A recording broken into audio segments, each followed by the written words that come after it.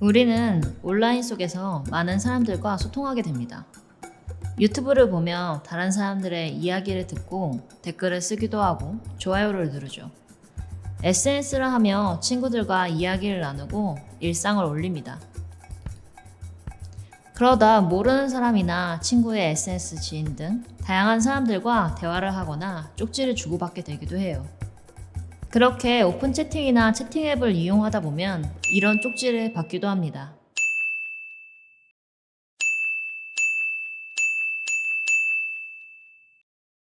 혹시 이런 쪽지를 받아본 적이 있나요? 아니면 친구에게 들어본 적 있나요? 서울 소재 초중고등학생을 대상으로 조사한 결과 36.4%의 청소년이 온라인에서 낯선 사람의 쪽지나 대화 신청을 받아봤다고 합니다.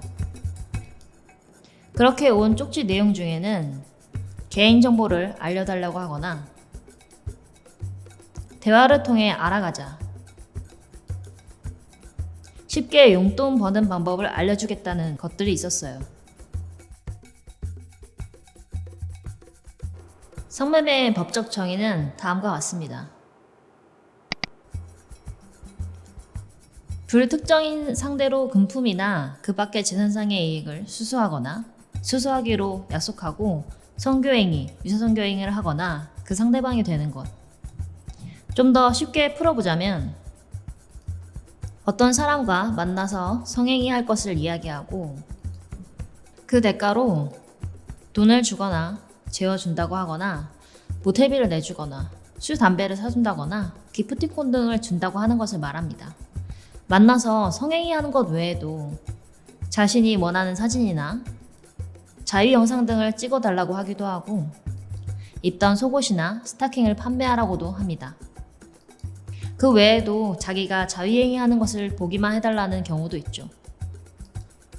우리나라 청소년 성보호법에서는 청소년에게 성매매 제한하는 것 자체가 범죄입니다. 성매매가 이루어지지 않았어도 미수범이어도 처벌합니다. 성을 제한하거나 성을 산 사람을 성구매자, 성매수자라고 부릅니다. 성매매, 성매수자의 상대방이 된 청소년은 성매매 피해아동 청소년이라고 규정하고 있습니다. 청소년은 피해자이기 때문에 처벌받지 않습니다. 성매매라는 말을 살펴보면 성을 매매하다. 매매는 거래를 뜻합니다. 거래라고 하는 것은 서로 간의 합의를 통해 주고받는 것을 말합니다. 청소년들도 중고거래 등을 할 수 있죠. 그런데 왜 성을 거래하는 것, 성매매는 하면 안 되는 걸까요? 그 이유는 거래하는 것이 다른 것이 아니라 사람의 일부분인 성이기 때문이기도 하고 성매매 자체가 폭력이고 착취이기 때문입니다.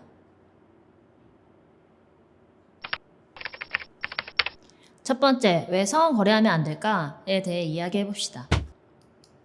우리는 인간을 거래하는 것에 대해 금지하고 있습니다. 거래를 하게 되면 인간의 존엄성을 해치기 때문입니다. 그래도 서로 원하는 것을 주고받는데 왜 안 될까? 라고 생각할 수 있습니다. 두 가지 이유를 살펴볼 수 있어요.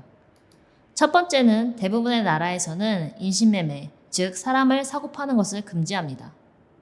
우린 역사적으로 사람을 사고 팔았던 때가 있어요. 언제일까요? 노예제도가 있던 시절이죠. 노예제도를 폐지한 이유는 사람을 사고 파는 것은 상대방에 대한 전면적인 지배권을 행사하는 것이고 그로 인해 상대방의 자유를 박탈하기 때문입니다. 좀 더 쉽게 이야기하자면 사람과 성을 거래한다는 것은 상대방의 의사와 상관없이 권력이나 돈을 가지고 있는 사람이 대상이 된 사람을 마음대로 하기 때문이에요. 한 판사는 성매매 사건에 있어서 이렇게 이야기합니다. 몸 자체를 거래할 순 없다. 몸은 재화가 아니고 서비스도 아니다. 이건 문명국가에서 오래전에 확립된 굳건한 합의다. 몸을 사고 파는 것은 인간을 사고 파는 것이고 인간성을 부정하는 것이며 한 사람의 인격을 짓밟는 짓이다. 돈으로 살 수 없는 것이 있다. 아니, 결코 사선 안 되는 게 있다. 이처럼 우리는 인간을 사고 팔지 않기로 약속했었고 그것이 인권 침해이고 폭력임을 이야기해왔습니다. 두 번째는 성매매 피해 상황 자체가 폭력이고 착취이기 때문입니다. 자신이 원하는 걸 사는 사람은 돈이 많은 사람, 권력을 가진 사람이 대부분입니다. 당연히 어떤 대가를 지불하기 위해서는 돈이 있어야겠죠? 국가인권위원회에서 연구를 했는데요. 성매매를 할 경우에 다양한 피해를 입는 것을 알 수 있습니다.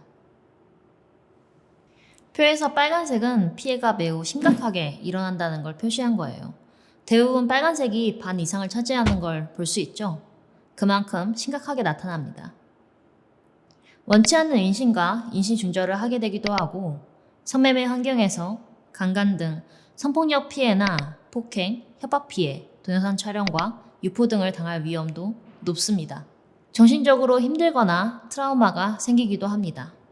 실제로 상담을 해보면 정말 여러 가지 폭력 피해를 입는 경우가 많습니다. 먹튀라고 해서 돈을 주지 않는 경우도 있고 반대로 돈을 뺏어가는 경우도 꽤 많이 일어나요. 욕을 한다거나 때리는 경우도 많고 콘돔을 사용했다고 했으면서 만나서는 안 하는 경우도 많아요. 이처럼 실제로 성구매자한테 받는 폭력과 피해가 많은데도 우리가 잘 모르는 이유는 처음에는 잘해주면서 연인처럼 굴기도 하고 돈을 많이 준다고 하면서 유인하기 때문입니다. 이들은 재밌고 쉽게 돈을 벌 수 있다고 이야기합니다. 그러나 실제로 만나보면 다른 경우가 많습니다. 처음에 만나는 몇몇 사람들은 잘 대해줄 수도 있지만 하면 할수록 더욱 많은 피해를 입게 됩니다. 가해자들은 성구매를 하는 성구매자 외에도 성매매를 시키는 알선자가 있습니다. 알선자들은 업소의 업주, 실장, 애인, 선배 등이 있어요. 표를 보면 아까보다 빨간색이 더 많죠? 그만큼 알선자에 의한 폭력도 심하다는 걸 알 수 있어요. 과도한 벌금을 물리고 성형을 강요하는 건 100%가 나왔습니다. 여기서 과도한 벌금의 예를 들어보면 지각비를 하루에 몇십만 원씩 물거나 구매자가 돈을 주지 않으면 그 돈을 내 빚으로 만드는 경우가 있습니다. 또 칭찬하면서 여기만 좀 고치면 이쁘겠다 라고 하면서 성형을 부추기거나 욕을 하면서 성형이라도 해라라고 말하는 경우도 많죠. 그 외에도 돈을 제대로 주지 않는 경우도 많고 생리 중에도 하라고 하거나 콘돔 사용 자체를 못하게 막기도 하고요. 알선자에 의한 강간, 동영상 촬영, 협박 등 피해도 많이 일어납니다.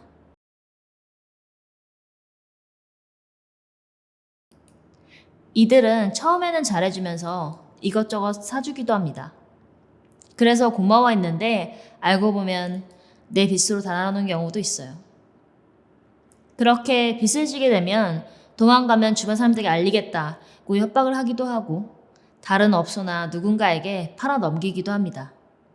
처음에는 이런 피해들을 전혀 모르고 피해를 당하게 됩니다. 알선자들이 숙식 제공을 해준다고 하거나 보증금을 해준다고 하며 건전한 알바라고 속이는 경우가 많습니다. 스킨십 없는 알바라고 속이기도 하고요. 그래서 지낼 곳이 없는 청소년들이 많이 피해를 입기도 합니다. 처음 시작할 때는 실제로 스킨십이 없을 수도 있습니다. 하지만 계속 하면 할수록 점점 더 착취가 심해집니다. 그만두겠다고 하면 소문내겠다, 부모님께 알리겠다고 하는 경우도 있고요. 성매매 폭력과 피해들이 알려지고 텔레그램 성착취 사건이 알려지면서 법이 바뀌었는데요. 2020년 11월부터 아동 청소년 성매매의 경우 그 대상이 된 청소년은 피해 아동 청소년이라고 정의 규정이 변경되었습니다. 이전에는 피해 아동 청소년과 대상 아동 청소년으로 나뉘어져 있어서 대상 아동 청소년이 되면 보호관찰 같은 처분을 받기도 했습니다. 하지만 앞으로는 피해자가 동의하였더라도 어떠한 대가를 받았더라도 성매매 피해 아동 청소년이 되는 것이죠. 미국, 영국, 캐나다 등 외국에서는 이미 오래전부터 만 18세 미만 아동에 대한 성매매는 성착취이며 성학대라고 보았습니다. 그러니까 가해자들이 성적인 목적을 가지고 아동을 유인하고 부추기고 가해자의 의도에 따라 행동하게 되는 것으로 보는 것이지요. 89년도에 만들어진 유엔 아동 권리 협약에서도 성매매는 성착취이며 성학대임을 이야기하고 있어요. 아동 권리 협약은 어린이가 누려야 할 권리가 담겨 있고 이를 많은 나라들이 우리도 지키겠다라고 약속한 협약입니다. 여기서 아동은 만 18세 미만 청소년을 포함하여 아동이라고 합니다. 이 협약에서는 성착취와 성학대를 이렇게 정의하고 있습니다.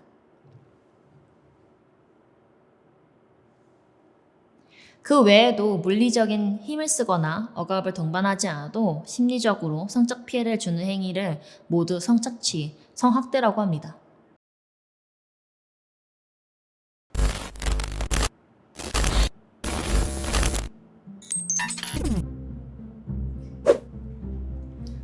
어떤 사람들은 성매매 피해자에 대해 이런 말을 하기도 합니다. 돈을 쉽게 벌어서 하는 거다. 돈 많이 번다. 자기가 원해서 한다. 선택한 거다. 대화를 왜 해서 그러느냐.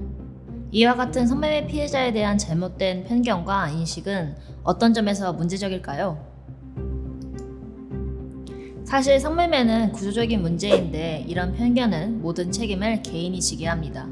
그래서 문제의 근본적인 해결을 방해하죠. 지금부터는 성매매에 관한 4가지의 통념을 함께 살펴보도록 하겠습니다. 1. 선택한 것이니까, 동의한 것이니까 괜찮다. 우리는 이야기하기 전에 선택과 동의가 무엇인지 생각해 볼 필요가 있습니다. 선택이란 우리가 선택할 수 있는 여러 가지의 선택지가 있어야 비로소 자신이 원하는 진정한 선택을 할 수 있습니다. 진정한 선택이란 이런 것입니다. 어떤 상황에서 제 앞에 A부터 Z까지의 선택을 할 수 있는 게 있어요. 그러면 나는 A부터 Z까지 어떤 게 나한테 좋을지, 어떤 건 힘들지 생각해보고 고를 수 있어요. 그러나 내 앞에 A와 B 2가지의 선택만 있다면 둘 중에 고를 수밖에 없습니다. 근데 나는 이 A와 B가 다 마음에 들지 않아요. 그럼에도 싫어하는 선택권을 혼자서 얻을 수 있는 방법이 없기 때문에 A와 B 중에 더 나은 걸 고릅니다. 이러한 선택은 진정한 선택이라고 하기보다는 내가 처해 있는 상황에서 어쩔 수 없이 하게 되는 거죠. 그러면 이제 실제로 대입해 봅시다. 지금 가출한 상태의 나는 노숙을 한다. 모르는 사람한테 도움을 구한다. 라는 선택지가 있어요. 노숙이나 모르는 사람 둘 다 위험하고 걱정돼서 어떻게 해야 할 바를 모르겠어요. 어쩌면 C라는 선택지가 있을 수도 있습니다. 이건 집에 다시 들어가서 폭력을 당하는 것이에요. 그렇다면 나는 지금 A, B, C 어떤 선택을 하더라도 상황은 똑같이 위험합니다. C는 오히려 폭력을 당할 가능성이 더 높아요. 이렇듯 선택은 좋은 것과 나쁜 것 또는 좋은 것과 더 좋은 것 중에 선택할 수 있어야 하는데 피해자가 처한 상황에서는 나쁜 선택지밖에 없는 거죠. A, B, C 모두 다 폭력이나 착취를 당할 수밖에 없는 상황에서는 선택이라고 할 수 없습니다. 선택할 수 있는 게 없던 거죠. 또 다른 뒤의 선택을 하기 위해서는 다른 사람들의 도움이 필요합니다. 집에서의 폭력을 멈출 수 있는 누군가가 도와줘야 하는 거죠. 또 누군가는 이렇게 생각할 수도 있습니다. 숙식 제공 아르바이트를 구하면 되지. 하지만 청소년들이 아르바이트를 구하기는 생각보다 어렵습니다. 부모님 동의도 필요하고 고용하는 사람들도 청소년보다는 대학생을 쓰고 싶어 하기 때문이죠. 동의에 있어서 먼저 필요한 것은 내가 성구매자나 알선자한테 어떤 피해를 입을 수 있을지를 알 수 있어야 한다는 것입니다. 하지만 성구매자들과 알선자는 만나기 전에는 잘 대해줍니다. 돈을 많이 준다고만 말할 뿐 아무것도 하지 않아도 된다. 괜찮다. 라고 말합니다. 하지만 실제로 만났을 때는 달라집니다. 물론 우리는 이런 교육을 통해서 임신이나 성병 등에 걸릴 수 있다는 것도 알고 폭행을 당한다거나 불법 촬영 등을 당할 수 있다는 것도 배워서 알고 있습니다. 그래서 정말로 괜찮은지 계속 확인을 하기도 합니다. 그러면 성매매 가해자들은 괜찮다며 안심시킵니다. 때로는 다른 사람들과 대화한 내용을 보여주기도 하고 돈을 찍어서 보내기도 합니다. 이렇게 가해자들은 온갖 방법으로 피해자를 속입니다. 그리고 자신이 원하는 목적을 이루죠. 성매매 경험 당사자 네트워크 뭉치는 이렇게 이야기합니다. 성매매에서 성적 자기결정권이 있다고 생각하는 게 이상한 거 아닌가요? 성매수자들은 돈을 지급했다는 이유 하나만으로 성매매 피해자에게 무조건적인 복종을 요구하기도 합니다. 어떤 일이 발생할 것 같습니까?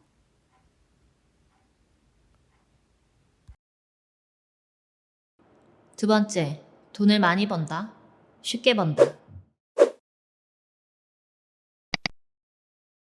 돈을 많이 번다, 쉽게 번다고 하는 것은 알선자들이 피해자의 피해를 감추기 위해 하는 이야기며 속여서 성매매를 하게끔 만들기 위해 광고할 때 사용합니다. 잘해주는 척하면서 빚을 만들고 벌금을 내게 하는 등 다양한 방식으로 통제하는 업주나 실장이 있고, 사귀는 사이거나 사귀는 것처럼 하면서 때려서 돈을 뺏어가는 애인이나 또래 포주가 있습니다. 보통은 이 두 가지의 알선자들만 이야기합니다. 하지만 우리가 잘 알지 못하는 알선자들도 있습니다. 먼저 랜덤 채팅 어플리케이션이 있습니다. 많은 채팅 앱에서는 이성에게 대화를 하거나 쪽지를 먼저 보내려면 포인트를 사용해야 합니다. 포인트는 유료 결제를 통해 살 수 있고, 받은 쪽지에 답장하는 것은 별도 결제 없이 가능합니다.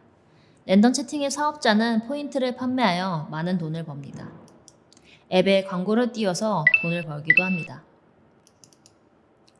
2020년 6월에 개정된 법의 신설 조항에 따르면 일정 규모 이상의 SNS, 방송 사업자, 웹하드 사업자들은 불법 촬영물 등에 대한 기술적, 관리적 조치를 취할 의무가 있습니다. 정보통신망법에서도 아동 청소년 성적 침해를 포함한 불법 촬영물이 유포되는 것을 막기 위한 법률을 신설했습니다.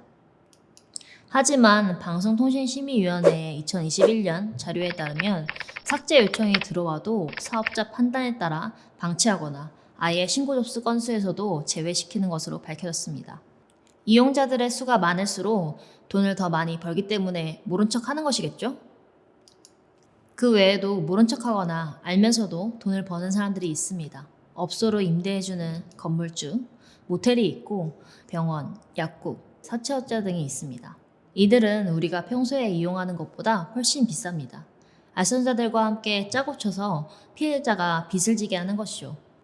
당연히 이 모든 돈은 성매매 피해자, 피해 청소년들을 착취하여 생기는 돈입니다.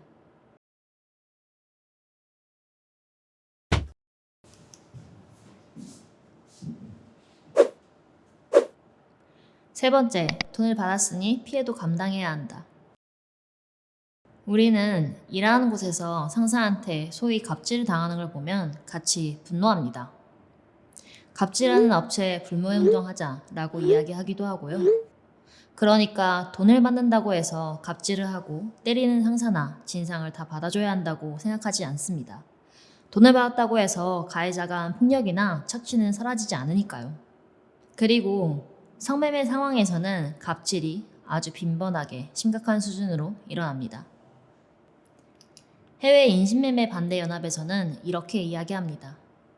성구매자들의 대다수는 성매매 피해자, 청소년들이 아동학대, 제한적인 취업 선택지, 집이 없는 상황 등으로 인해 성매매하게 되었던 것을 알고 있습니다. 성구매자들은 말합니다. 최고의 성매매 경험은 성매매 피해자가 완벽하게 순종할 때이다. 공중화장실을 가는 것처럼, 자판기를 이용하는 것처럼 성매매를 한다. 성을 선택하고 구매하는 행동은 지배와 통제를 느낄 수 있기 때문에 한다.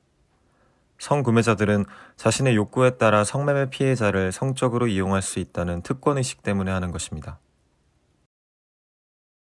이처럼 다른 사람을 내 마음대로 할 수 있다고 생각하는 가해자들은 사람을 사람으로 대하기보다는 물건이나 도구로 대합니다. 그러니 더욱 폭력적으로 행동하죠. 이 세상에 물건이나 도구처럼 대해진다거나 폭력이나 착취를 당해도 되는 사람은 누구도 없습니다.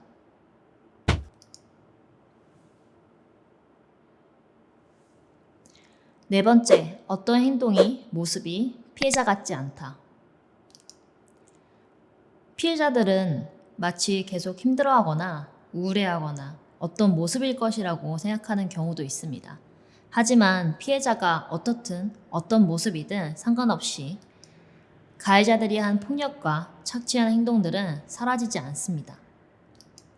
이에 대해 한 판사는 이렇게 이야기합니다. 성매매 알선을 당한 피해 청소년이 가해자들의 강압이 없었다고 증언하면서 고통스러웠다고 하소연하지 않는다고 해서 가해자들의 죄가 가벼워질 수 없다. 왜냐하면 성범죄 피해 여성이나 성매매 여성들의 반응은 모두 같을 수 없고 지금 당장 피해가 바로 나타나지 않을 수 있기 때문이다.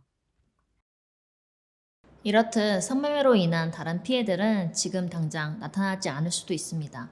그리고 피해자가 고통스럽다, 아프다고 말하지 않는다고 해서 아프지 않은 것도 아닙니다. 상담을 하다 보면 친구들한테나 부모님, 사람들한테는 괜찮은 척을 하는 경우도 많습니다. 이해받지 못하거나 비난받을까 걱정돼서 이야기하지 못하는 경우도 있습니다. 우리는 내 이야기를 잘 들어줄 수 있는 사람한테는 이야기를 하고 싶지만 그렇지 않은 사람한테는 애써 숨기기도 하죠. 그러니 우리는 피해자가 어떻다는 것을 보기보다는 가해자들이 어떻게 폭력을 가하고 착취를 하는지에 대해 집중해야 합니다.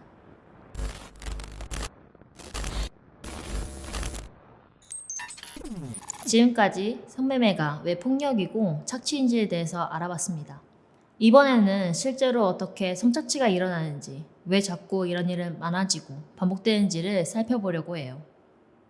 최근 17 여자아이가 랜덤 채팅 앱에 들어갔을 때 벌어지는 일들이라는 주제로 사회 실험을 진행한 청소년이 있어요.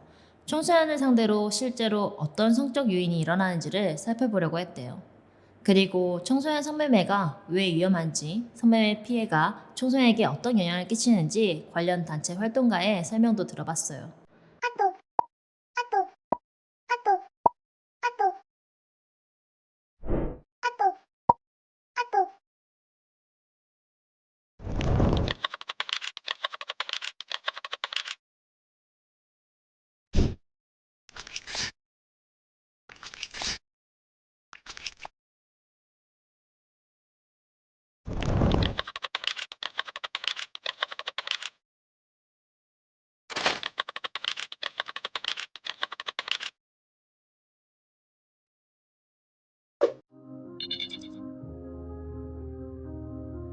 초등학교 때 한번 들어가 본 적이 있었거든요.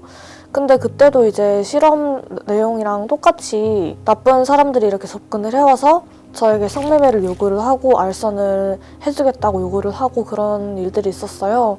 그때 경험을 아직도 제가 기억을 하고 있는데 지금도 그때와 별반 차이가 없을까 아니면 많이 달라졌을까를 궁금하게 여기게 돼서 그렇게 실험을 하게 되었습니다.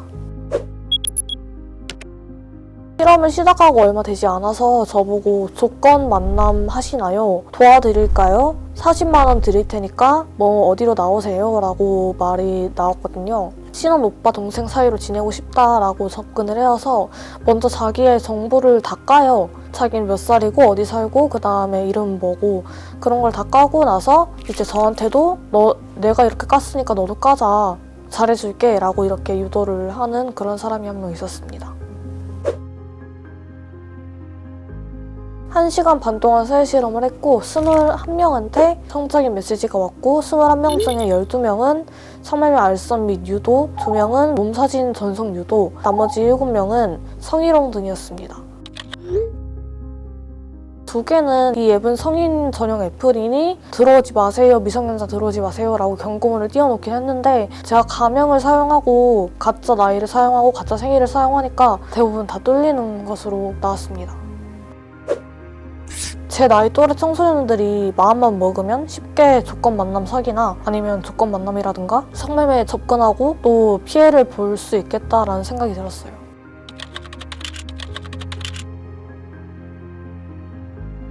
안녕하세요. 저는 10대 여성인권센터에서 사무국장으로 근무하고 있는 권주리라고 합니다. 10대 여성인권센터는 사이버상에서 성착취, 성매매 피해에 노출된 아동 청소년들을 발견하고 아이들을 성착취에 이용하는 알선자 구매자들을 신고하는 활동도 하고 있고요. 상담소랑 성매매 피해 아동 청소년 지원센터 저희가 직접 지원하는 두 사업이 있는데요. 그 사업에서 직접 지원 피해 지원을 하고 있습니다. 일단 우리나라는 성매매 불법 국가이고요. 아동 청소년이 이제 성매매를 했을 경우에 발생하는 일들에 대해서는 어디서도 위험성이나 예방 안내를 하질 않거든요. 그 사람을 만나기까지의 과정도 있고 만나서의 과정도 있고 만나고 이후의 과정도 있는데 어디에서도 그것들에 대한 안내를 해주지 않는 거예요. 정보 제공이 전혀 없기 때문에 돈을 받는 고액 아르바이트라고 생각을 하는 경우도 많이 있는데 전혀 아니거든요. 그래서 그 부분에 대해서 같이 얘기를 나눌 수 있는 환경이 되었으면 좋겠고, 일단은 어른들이 아동 청소년의 성을 사겠다는 생각 자체를 하지 않는 환경이 돼야지 안전한 환경이라고 생각합니다. 많은 분들이 아동 청소년이 어떻게 성매매에 이용이 되는 경로가 어떤 경로라고 많이 물어보세요. 근데 드리는 답변은 딱 하나예요. 모든 경로입니다 라고 말씀을 드려요. 아마 아동 청소년들이 사용하고 있는 모든 플랫폼을 성인 저희들도 똑같이 사용하는데 같은 플랫폼 내에서 어떤 일이 발생하는지를 이제 착취자들, 성착취자들만 아는 거죠. 채팅 어플이 많은 경로라고 말씀들을 많이 하세요. 근데 채팅 어플뿐만이 아니라 사실은 아동 청소년들이 사용하는 어플들, 이제 고민 상담하는 어플도 있고 이제 중고거래 어플도 있고 여러 가지 어플들 많이 있잖아요. 아동 청소년들이 사용하는 어플, 그리고 SNS, 익명을 기반으로 한 여러 가지 이제 플랫폼들이 다 사실 경로라고 보여집니다. 지인들을 통한 알선도 있어요. 학교 선후배들이 이제 학교 폭력으로 성매매를 알선해서 이제 피해를 경험하는 일들도 있고요. 뭐 친구들이 내가 이거를 해보려고 하는데 무서우니까 같이 가줘라고 해서 같이 나갔다가 피해가 발생하는 경우도 있고요. 굉장히 사실 경로도 다양하고 사이버 플랫폼 같은 경우는 사실 모든 플랫폼에서 발생하고 있다라고 말씀을 드리고 싶습니다. 세대 자체가, 환경 자체가 사이버 플랫폼을 이용하는 환경으로 변화하면서 가해 유형도 같이 맞춰서 이제 변화한 것 같아요. 근데 이 가해 유형이 변화한 이유는 어른들이 아이들이 일상적으로 사용하는데 접근을 하는 거거든요. 그러니까 아이들이 뭘 어떻게 하는 게 아니고요. 아이들의 일상에 이 사람들이 들어가서 아이들한테 말을 거는 가해 행위가 이제 그 시작입니다. 채팅 어플뿐만이 아니라 모든 이제 아동 청소년이 사용하는 플랫폼들에서 가능하다고 말씀을 드렸잖아요. SNS 같은 경우도 이제 직접적인 그런 제한 이런 게 아닌 경우에는 이제 그루밍을 동반하는 경우가 굉장히 많이 있어요. 아이들한테 뭐 맛있는 걸 사주거나 예쁘다고 하거나 좀 칭찬해주면 아이들이 그 유혹에 넘어가는 것 같은 그런 얘기들이 많이 있었는데, 사실은 그루밍 범죄는 굉장히 계획되고 정교한 중범죄입니다. 예를 들어 제가 아이랑 붙이면은 제 그 인스타그램 계정에는 이제 강아지들이 많이 있을 거란 말이에요. 그러면은 공개 계정이란 말이죠. 그러면 제 계정에 와서 저를 훑어본 사람은 제가 어떤 종류의 강아지를 키우고 이 강아지랑 언제 어떻게 산책하고 그리고 어떤 음식을 좋아하는지 기본 정보들이 그냥 게시가 되어 있잖아요. 그걸 보고 정보를 취득을 합니다. 취득한 정보로 이제 DM을 보내는 거죠. 다른 사람들한테 드러나지 않게 그 친구한테만 푸들 키우세요? 이런 식으로 이제 DM을 보내면 그 아이는 메시지를 받았을 때 이 사람도 푸들을 키우나? 라는 생각을 하면서 이제 약간의 경계가 허물어지고 대화가 이루어지는 거죠. 근데 이 상대방을 또 아동 청소년의 계정을 다 보고 말을 거는 거니까 대화가 너무 잘 된다고 생각할 수밖에 없는 거잖아요. 그러면 점점 더 이제 경계가 허물어지고 이 사람에 대한 믿음을 갖게 되는 거예요. 이런 뭔가 기본적인 친밀함과 믿음을 쌓은 다음에 사귀는 사이로 오인하게 만들거나 아니면은 너를 보고 싶다, 뭐 넌 너무 예쁘니까 네 뭐 얼굴 찍어서 보내줘봐, 아니면 네 몸을 찍어서 보내줘봐 하다가 다위하는 영상을 뭐 찍어서 보내줘봐 이런 식으로 발전하는 경우도 있고, 중고거래 같은 경우는 뭐 입던 속옷을 뭐 판매하거나 아니면 양말을 판매해라 라는 식의 접근들도 해요. 그러면 이제 아동 청소년들이 이제 그거는 성매매라는 생각을 못 하니까 이제 그러면 이제 거래를 하겠다고 이제 얘기하면서 대화를 주고받잖아요. 근데 거래를 하려고 하면 주소를 알아야 될 거 아니에요. 내 주소랑 그 사람 주소랑 개인적인 기본 정보들이 교환이 되는 거죠. 이제 판매하기로 결정을 했어요. 예를 들어서 그렇게 되면 이제 그 사람은 그때부터 너 이런 거 판매하는 애인 거 너 집 주소도 알고 너에 대한 걸 아니까 이제부터 내가 시킨 대로 하지 않으면 소문을 낼 거야 라고 하면서 더 확장된 피해로 나가는 거예요. 이제 피해가 심화될 때까지도 피해를 경험하는 친구들은 이 가해자의 말을 믿게 되는 거예요. 이 가해자들은 대부분 뭐 언제까지만 내가 요구하는 걸 들어주면 그 다음부터는 없던 일로 해줄게, 다 지어줄게 이런 얘기를 하니까 아까 친구들이 성매매 피해가 발생했을 때 어떻게 해야 될지 정보가 전혀 없다고 말씀드렸잖아요. 어떻게 할지를 모르니까 이 사람들이 약속을 지켜주기 바라는 그 마음으로 요구하는 바를 들어주게 될 확률이 높습니다.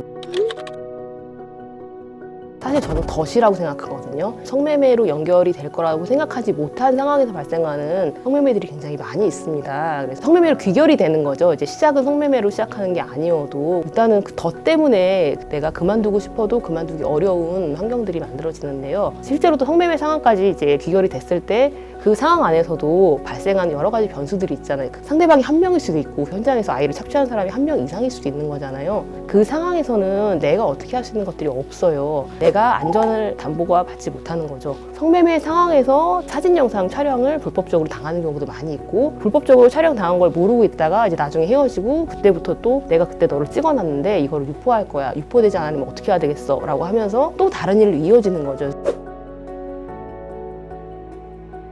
친구들이 만약에 걱정이 된다고 하면 도울 수 있는 어른들이 있잖아요. 근데 가장 또 위험한 것 중에 하나가, 친구들이 도움받을 수 있는 곳을 모르니까 이제 익명을 기반으로 한 카카오톡 오픈 채팅이나 익명을 기반으로 한 고민 상담 어플, 익명을 기반으로 한 데다 얘기를 많이 해요. 놀랍게도 또 이렇게 고민을 들어주는 사람들이 착취자일 확률이 높은 거예요. 저희가 항상 저희 기관도 얘기하는 것 중에 하나는, 우리한테 얘기를 해. 우리랑 얘기를 하면 당연히 비밀 보장도 되고 그 고민에 대해서 대화도 될 것이고 안전하니까 우리 기관이랑 얘기를 하는 게 어떠세요? 라고 이제 고민이 있는 친구들한테도 얘기를 하고, 고민 상담 어플이나 아니면 채팅 어플 내에서 저희가 저희 기관을 홍보하는 이유도 그런 이유인 거거든요. 저희가 이제 나중에 피해 아동 청소년들을 만났을 때 대화 내용을 보면은 내가 봐도 너무 아이들의 고민을 잘 들어주고 아이들한테 의지가 되고 격려가 되고 지지를 해줘요. 근데 그 역할은 사실 건강한 어른들의 몫인 거잖아요. 근데 착취자들은 대기하고 있어요. 거기서 정서적으로 취약한 청소년들을 타겟을 하면 그 목적을 훨씬 더 빨리 취할 수 있는 거잖아요. 그래서 타겟화 해갖고 그 친구들한테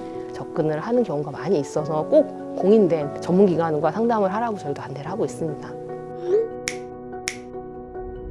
성매매 피해 아동 청소년들, 자발이든 강제든 어떤 이유로 상관없이 성매매 피해가 있을 경우에는 이제 법적으로 모두 보호받게 법이 개정이 되었어요. 그래서 2020년 11월 20일부터 지금 개정된 아천법이 시행 중에 있고요. 개정된 법에 근거해서 전국의 성매매 피해 아동 청소년 지원센터들이 17개소가 개소가 되었어요. 가까운 곳에 도움을 요청을 하시면 되고요. 어딘지 모르겠다라고 하시면 저희 기관에 연락을 주시면 저희가 이제 가까운 지역에 도움받을 수 있는 기관들을 안내해드리고 있으니까 언제든지 연락을 주셨으면 좋겠습니다.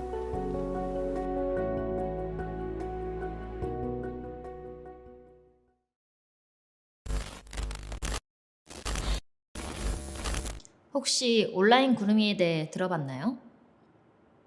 온라인 그루밍이란 온라인을 통해서 호감을 갖도록 친분을 쌓은 후 피해자가 성적인 행동을 하게 하거나 가해 행위를 하는 것을 말합니다. 가해자는 연령, 경제적, 정서적으로 취약한 아동 청소년과 친밀한 관계를 형성한 뒤 성적으로 착취합니다. 현재 청소년들은 SNS, 어플리케이션 등 온라인에서 활동하며 인간관계를 맺는 것에 매우 익숙한 세대들이죠. 성범죄 가해자들은 이러한 온라인 환경을 이용하여 아동 청소년에게 더욱 쉽게 친밀하게 접근할 수 있습니다. 그루밍 성범죄 가해자는 자신의 나이를 또래 나이로 속이거나 본인의 나이를 좀 더 어리게 속이기도 합니다.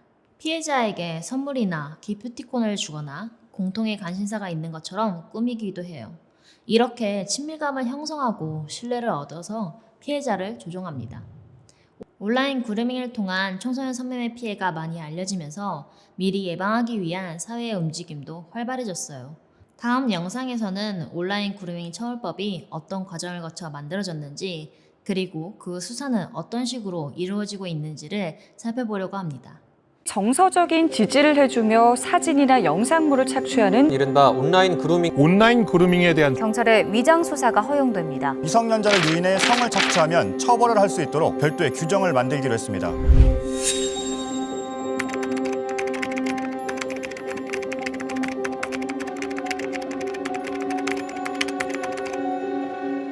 온라인 그루밍. 몇 년 전까지만 해도 그게 무엇인지조차 잘 알려지지 않았습니다. 사람들은 온라인 그루밍이 정말 범죄라고 생각하지 않는 경우도 많았습니다. 그러다 최근 확 달라졌습니다. 2019년 텔레그램 성착취 사건이 언론을 통해 알려졌어요. 바로 채팅앱, 메신저를 통한 온라인 그루밍과 거기에서 이어지는 아동 청소년의 성매매 피해가 어떤 것인지 그 실체가 드러났습니다. 온라인 그루밍은 그 자체로 성매매, 성착취로 이어지는 하나의 문이었습니다. 범죄자들은 친밀한 관계를 그럴듯하게 꾸며 피해자들을 문 앞으로 유인했습니다. 그리고 피해자가 온라인 그루밍이라는 문을 하나 열기만 하면 가해자들은 자신들의 이익을 위해 피해자를 착취하고 괴롭히며 범죄를 저지르는 걸 망설이지 않았습니다. 충격적인 가해자들의 행태와 실체를 확인하고 그제서야 어떻게 하면 이런 범죄 행위를 멈추고 예방할 수 있을지 머리를 맞대고 생각하기 시작했습니다. 텔레그램 성착취 사건 피해자의 60% 이상이 아동 청소년이었기에 이들을 보호하기 위한 여러 가지 일들이 빠르게 진행됐습니다. 2020년 3월 N번방 방지법이라고 불리는 여러 대책이 나오기도 했습니다. 그렇게 온라인 그루밍 처벌법은 2021년 9월 본격적으로 시행됩니다. 안녕하세요. 저는 경찰청 국가수사본부 형사국 여성청소년범죄수사과에서 근무하고 있는 정지현 경이라고 합니다. 반갑습니다. 기존 임의 수사 또는 강제 수사로 증거 수집, 범인 추적, 검거 등 수사가 이뤄질 수 없는 사안에 대해서 신분 위장 수사를 하고 있는데, 가해자가 개설하는 채팅방 같은 데 참여해가지고 성착취 목적 대화를 수집해서 하는 방법으로 수사를 진행하고 있습니다. 신분 비공개 수사는 채팅방 같은 데 참여해가지고 내 신분을 밝히지 않고 그런 증거 자료를 수집할 때 사용하는 것이고, 신분 위장 수사 같은 경우는 다른 신분을 가장해서 그 가장된 신분을 밝혀가지고 하는 수사 기법을 얘기합니다. 그전에는 함정수사가 있잖아요. 기회적용형 함정수사는 성매매 수사나 할 때는 많이 사용을 하고 했었는데, 법제화된 건 처음이고, 온라인 그루밍은 위장수사가 없이는 가해자들, 범인들을 처벌하기 어렵기 때문에 이렇게 만든 법이고, 미국 FBI, OSI라고 미 공군 수사대 긴밀히 협조해가지고 수사 기법이나 가이드라인 많이 살펴보고 매뉴얼을 제작을 했습니다. 전국에 위장 수사관 40명을 선발해가지고 수사연수원에서 일주일간 교육을 실시했고요. 위장 수사관들이 사이버 여청 수사관들을 상대로 교육을 실시해가지고 시행을 하고 있습니다. 경찰관이 직접 가해자와 성착취 관련 대화를 나누고 이런 증거 수집하는 데 가장 도움이 많이 되고 있습니다. 기존에 증거가 없어서 처벌할 수 없는 그런 사안도 위장 수사를 통해서 수사에 도움이 되고 있습니다. 청소년 피해자들이 처음에 내가 피해라는 걸 인식을 못한다는 점입니다. 심리적 지배관계에 놓여져 있어가지고 그런 피해를 인식하지 못하다가 피해를 알게 되는 경우에는 이미 많이 진행된 단계고, 증거자료 수집이 좀 어려운 점이 있습니다. 카카오톡 오픈 채팅방으로 나랑 놀 사람 들어와라 해서 들어갔더니 미션을 수행하면 기프티콘을 주겠다 그러면서 간단한 미션을 수행했더니 또 미션을 수행해라, 미션을 수행 안 한다고 했더니 너 사기다, 너 사기로 내가 경찰에 신고할 거다, 너의 신상을 다 알고 있다, 이런 식으로 해서 점점 욕을 하는 겁니다. 피해를 입은지 모르는 경우도 많지만은 피해를 입은 걸 알면서도 신고를 못하는 경우가 많이 있으니까, 이럴 때는 학생들이 관심을 가지고 상담을 해줘야 될 것 같고요.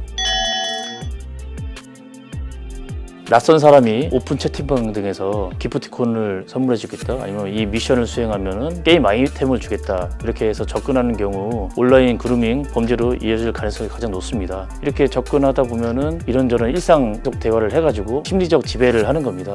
낯선 사람이 그렇게 아무 그런 거 없이 호의를 베푸는 경우에는 항상 의심을 하고, 그럴 경우에 경찰에 신고를 하시고 부모님이나 선생님께 상담을 하시면 될 것 같습니다.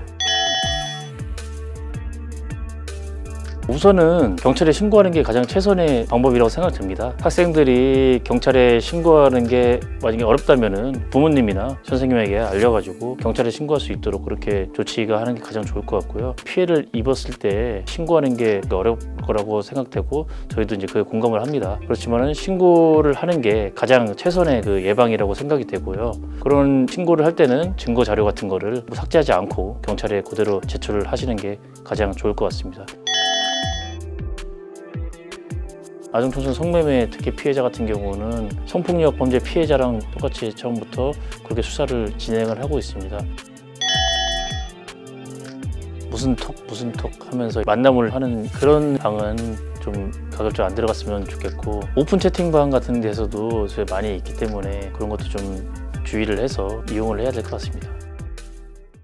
그렇다면 실제로 어떻게 해야 할까요? 만약에 여러분이 피해를 입었다면 상담소에 도움 요청하기. 가해자들은 사진과 영상만 보내주면, 만나주면 다 괜찮아질 거라고 이야기합니다. 하지만 실제로는 더한 협박이나 위험사항에 놓일 수 있습니다. 협박에 응하지 말고 주변의 도움을 청해야 합니다. 상담은 비밀이 보장이 되며 부모님께 알리지 않고도 가능하니 일단 상담을 받는 게 좋습니다. 가해자들이 너도 처벌받는다고 하면서 신고나 상담을 못하게 할 때도 있습니다. 청소년은 피해 아동 청소년으로 처벌받지 않으니 언제든 상담을 요청하세요. 대부분의 지원기관에서 SNS나 카카오톡으로 사이버 상담을 진행하고 있으니 먼저 연락해보시길 바랍니다. 혹시 이미 상담을 받았는데 불편했다면 지원기관이나 상담소마다 다르니 다른 곳에서도 상담을 받아보세요. 신고를 대비해 증거 수집하기. 온라인에서 나눈 대화나 협박 내용은 캡처하여 저장하세요. 연락처나 아이디, 이름, 나이 등 가해자에 대한 정보를 정리해 놓으세요. 사진이나 영상을 보냈다면 원본 촬영물을 삭제하지 말고 가지고 있으세요. 그러면 이후에 유포되는 게 걱정될 때 유포되었는지 확인할 수 있는 모니터링을 신청하거나 삭제 지원을 받을 수 있습니다. 오프라인으로 만나서 피해를 입은 경우에는 48시간 안에 씻지 말고 해바라기 센터를 통해 증거를 채취하면 이후에 사용할 수 있습니다. 혼자서 신고하기 어렵다면 상담소 선생님과 함께 갈 수도 있고 조사받을 때도 같이 있을 수 있습니다. 신고 외에도 다양한 지원을 받을 수 있습니다. 긴급구조, 의료지원, 치료회복 프로그램 지원, 학업지원, 자립지원 등 다양한 지원이 가능합니다. 꼭 신고하지 않더라도 지원받을 수 있습니다. 피해자가 내 지인이라면 피해자의 입장에서 생각하기. 어른은 어른으로서 아동 청소년을 보호해야 하는 책임이 있습니다. 그렇지 않고 피해 아동 청소년을 이용하고 착취하려고 하거나 비난하는 이들을 본다면 멈추라고 얘기해주세요. 주변에 피해를 입고 있는 친구가 있다면 먼저 손 내밀어 주세요. 피해자가 상담과 지원을 받을 수 있도록 상담소를 소개해주세요. 피해자는 자신의 잘못이라고 생각할 수 있습니다. 피해자의 잘못이 아니라고 이야기해주세요. 어떤 상황에서든 피해자가 어떻게 했든 폭력과 착취를 당해도 되는 사람은 없습니다. 온라인에서 성매매 제한 쪽지를 받거나 대화를 하는 사람들을 신고해주세요. 채팅 앱이나 SNS 등 앱 내에서 신고하기 버튼을 눌러 신고해주세요. 강의 듣느라 수고하셨습니다. 감사합니다.